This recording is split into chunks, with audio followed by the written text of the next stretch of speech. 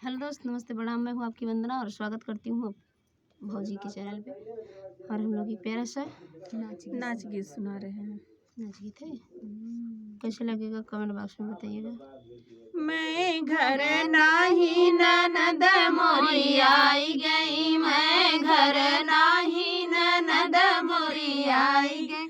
मैं घर होती त गोभी मंगवती, मैं घर होती त गोभी मंगवती।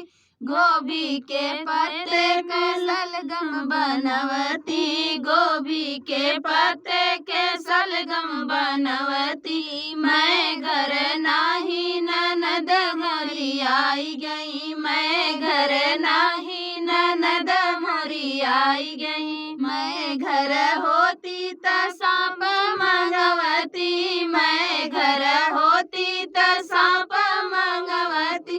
ननदी के लहंगा में नाड़ा डलवती, ननदी के लहंगा में नाड़ा डलवती। मैं घर नाही ननद मोरी आई गई, मैं घर नाही ननद मोरी आई गई। मैं घर होती त बिच्छू मंगवती, मैं घर होती त बिच्छू मंगवती। ननदी के लहंगे में गोटा लगवती, ननदी के लहंगे में गोटा लगवती। मैं घर नाही ननद मोरी आई गई, मैं घर नाही ननद मोरी आई गई। मैं घर होती त बकरी मंगवती, मैं घर होती त बकरी मंगवती। ननदी के मैं घर